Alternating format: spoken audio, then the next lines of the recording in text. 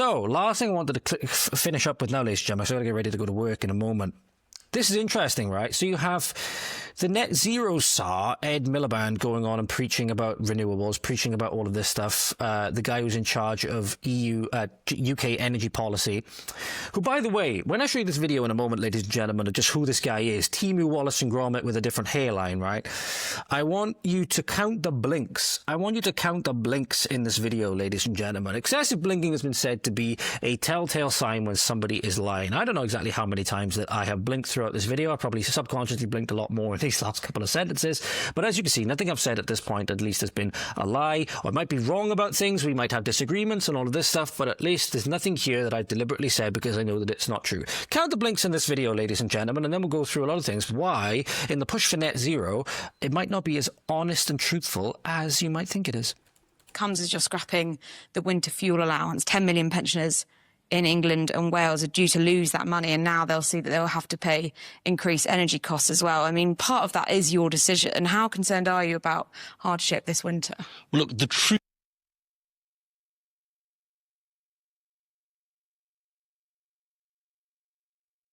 Sorry, ladies and gentlemen, I paused that because I wanted to point out that it was actually my father that lost out on his winter fuel allowance, you know, being conned by the government, having paid for it all his life, worked all his life, worked very, very long hours all of his life, has been conned by this government in a massive, massive way. The truth is that the mess that was left to us in the public finances is what necessitated that decision around winter fuel payments and us focusing it on those who need it the very most.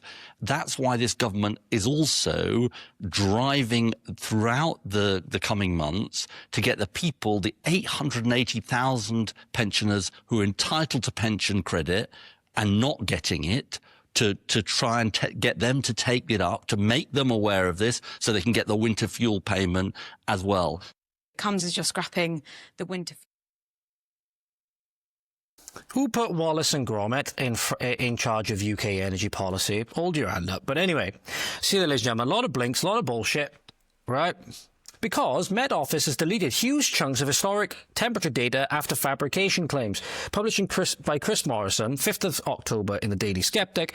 Last August, Daily Sceptic drew attention to the UK Met Office inventing temperature data at its fictitious open weather station at Lowestoft. Figures were said to be compiled from, quote, well-correlated neighbouring stations, but research by citizen sleuth Ray Sanders found there were no such operations within a 40-mile radius.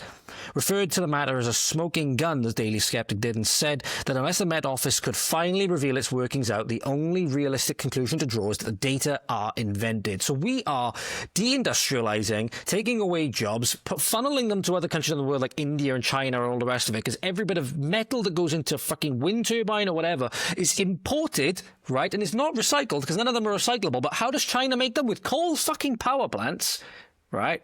Coal power plants, and they are burning coal into the atmosphere like there's no tomorrow. Where they will easily offset any emissions we save by an order of magnitude. Ladies and gentlemen, if the entire island of Great Britain and all its people and all its infrastructure was to disappear into the fucking sea tomorrow, 2%, about 2% difference, right, in carbon emissions, which aren't really that bad anyway. Wonder why there's now an entire area that's bigger than the landmass of the United States in previously semi-arid desert that has started greening. Because funnily enough, when you have more carbon dioxide, you have more food for plants.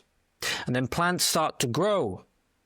When you take away all of the carbon dioxide, you actually then get big plant death. Because they can't close their pores. They can't photosynthesize. Well, photosynthesis comes from the sun, but they can't convert it into oxygen. And then you find out that the Met Office, in order to fuel this, in order to drive us into energy poverty, in order to drive up our massive costs with these stupid fucking renewables, they've been fabricating data to do so. That's why I wanted you to cut the blinks, ladies and gentlemen. That's why I wanted you to cut the blinks. And you see here, with fucking Timu fucking Wallace and Gromit again. The whole thing is just a fucking pantomime. The whole thing is fake. And we got a really stark insight to that, ladies and gentlemen, because we covered the Greens at their conference recently, the psychopaths that they are, right? I want you to look at this. If you think that British politics is anything more than a fucking pantomime that is drastically ruining itself as a nation, right, obviously. Watch this coverage from Sky News of Zach Polanski, or David Polden, I believe his real name is, but I believe it's been changed by Deed Poll. So I don't think that's really something people should be grilling this guy on, because you can change your name by Deed Poll if you want to. The reason behind it may be important, I don't know, but you can change your name by Deed Poll if you want.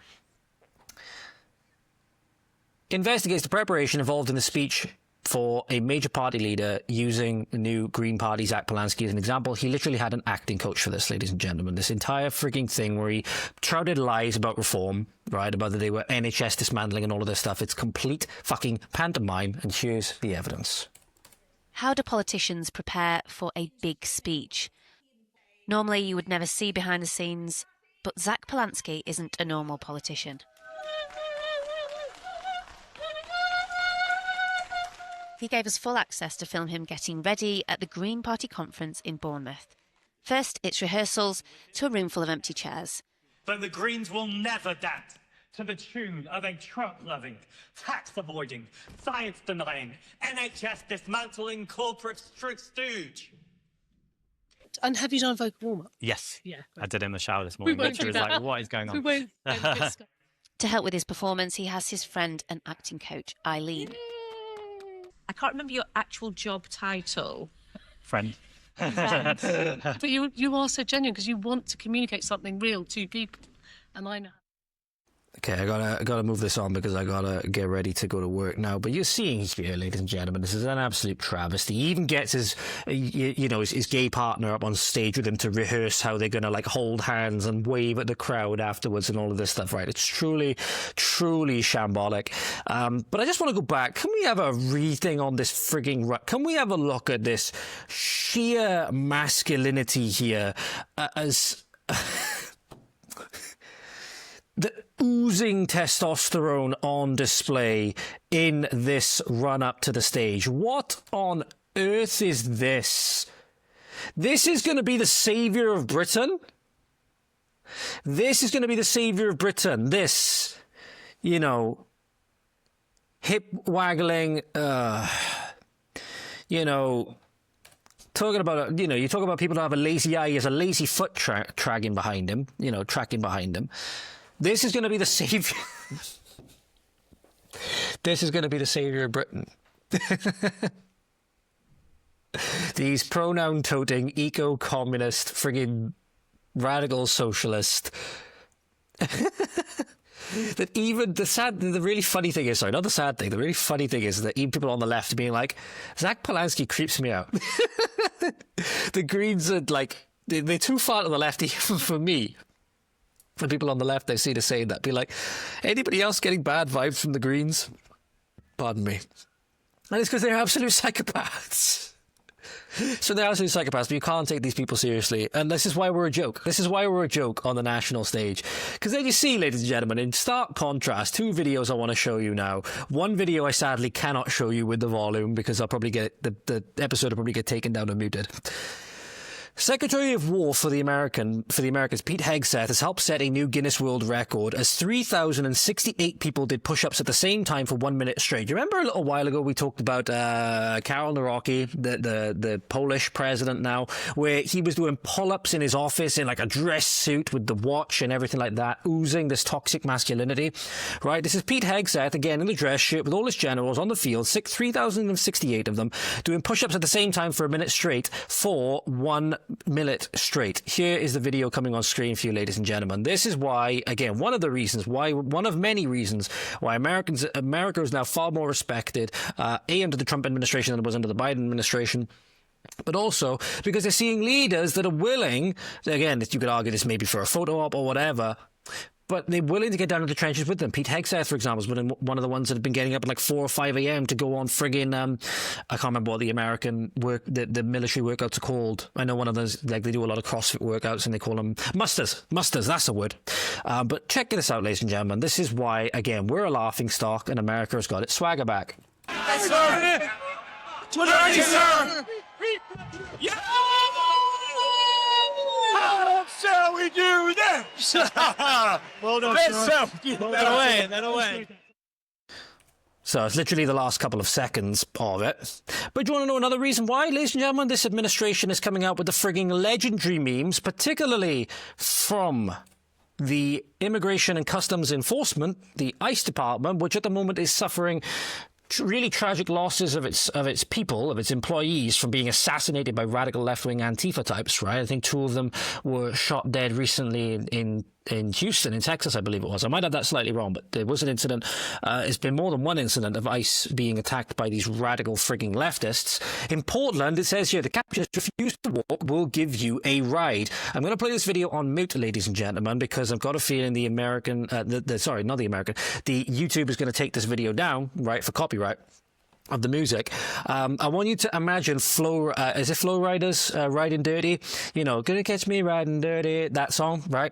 Playing in the background as you watch this, ladies and gentlemen, and you see why this administration this is legendary, and this is why the left can't meme, and the meme authority at this point is all on the right wing, the anti-establishment types. But again, refuse to walk will give you a ride, and this is one of these radical Antifa types being hogtied and taken out on this weird cart thing, like something out of like Costco or something like that. Have a look at this, ladies and gentlemen. This is fantastic. So as you can see, hogtied, feet over the back, camera right in his face, not having a good time. Can you imagine if we'd done this with the Just Stop Oil guys? If we done this with the Just Stop Oil guys, he's even got the orange bag on, the orange Just Stop Oil, the bag that's made of oil in some way, the clothes that are somehow made of oil, right, that have an oil component to them in some part at least. Can you imagine if we did this with the Just Stop Oil lads? This is the biggest thing. Mockery, relentless mockery is going to be one of the biggest things that enables us to actually get the upper hand on this, because if you're laughing at it, it's basically one part away from collapse. So again, how things are, ladies and gentlemen, you know, with our Muslim Home Secretary, with our cervix-whispering Deputy Prime Minister in Lammy Lane Brains, right? And then how it could be.